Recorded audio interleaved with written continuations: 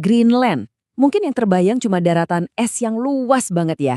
Tapi, percaya nggak, kisah dari tempat dingin ini justru lagi jadi pembicaraan panas di seluruh dunia.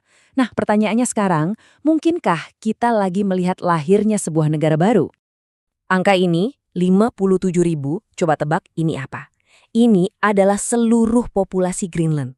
Bayangin deh, jumlahnya lebih sedikit dari penonton yang bisa muat di stadion sepak bola. Tapi mereka ini tinggal di pulau terbesar di dunia. Keren kan? Nah, ini dia yang bikin penasaran. Kenapa sih daratan yang kelihatannya sepi ini malah jadi incaran dan diawasi ketat sama negara-negara adidaya? Ada apa sebenarnya? Yuk, kita coba kupas tuntas misteri ini. Oke, biar jelas, ini dia alur cerita kita. Pertama, kita bakal intip masa depan Greenland yang terkunci di balik es.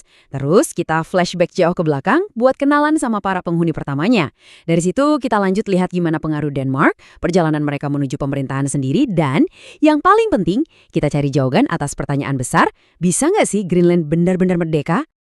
Oke, kita mulai dari bagian pertama.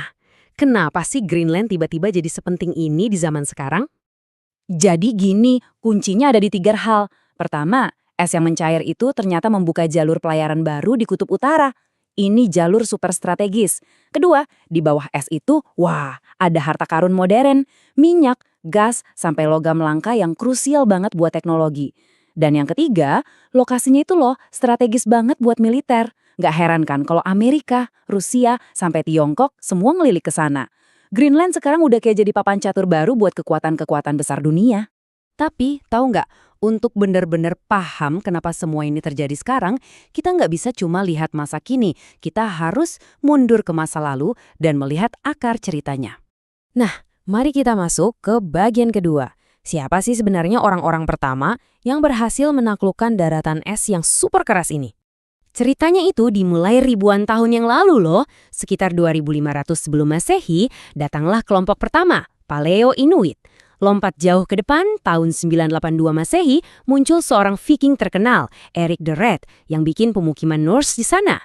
Nah, gak lama setelah itu datang lagi kelompok Inuit Thule, yang jadi nenek moyangnya orang Greenland sekarang. Tapi disinilah bagian misteriusnya. Sekitar tahun 1450-an, koloni Viking itu tiba-tiba menghilang tanpa jejak. Aneh banget kan? Dan ini nih titik pentingnya. Saat para Viking yang tangguh itu gagal, justru suku Inuit Thule ini yang berhasil. Mereka nggak cuma bertahan, tapi juga berkembang pesat. Mereka inilah yang jadi raja sebenarnya di Kutub Utara. Semangat juang dan kemampuan adaptasi mereka inilah yang jadi fondasi identitas Greenland sampai hari ini. Oke, lanjut ke bagian ketiga. Setelah Viking menghilang, Greenland itu kayak terlupakan gitu aja sama Eropa selama ratusan tahun. Sampai akhirnya, datanglah kekuatan Eropa lain yang membuka babak baru dan babak ini mengubah segalanya. Babak baru ini dimulai tahun 1721. Denmark datang, dipimpin oleh seorang misionaris bernama Hans Egede.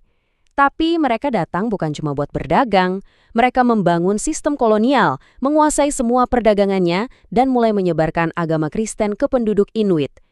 Inilah awal mula hubungan yang rumit antara Denmark dan Greenland yang berlangsung selama 300 tahun. Mau tahu seberapa pentingnya Greenland? Dengerin ini deh.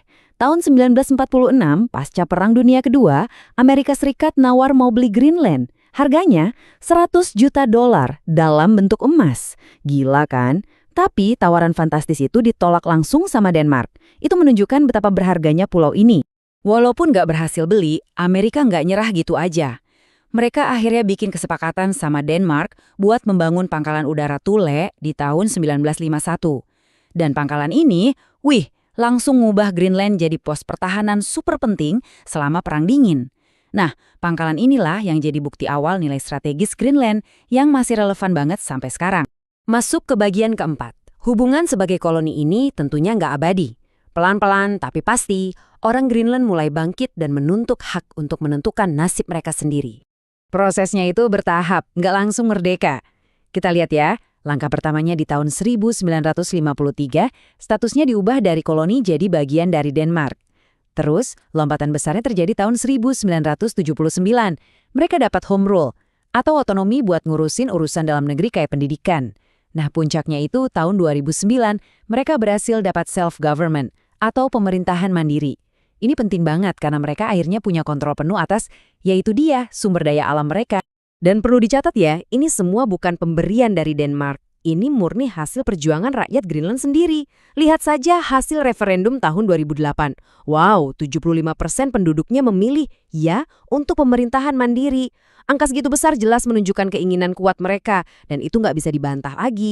Oke, sekarang kita sampai di bagian terakhir dan yang paling menentukan. Mereka udah punya pemerintahan sendiri, punya kontrol atas sumber daya alam, udah deket banget sama kemerdekaan kan? Terus, apa dong yang masih jadi penghalang? Jawabannya, ya seperti biasa, uang. Nah, inilah dilema super besar yang dihadapi Greenland sekarang.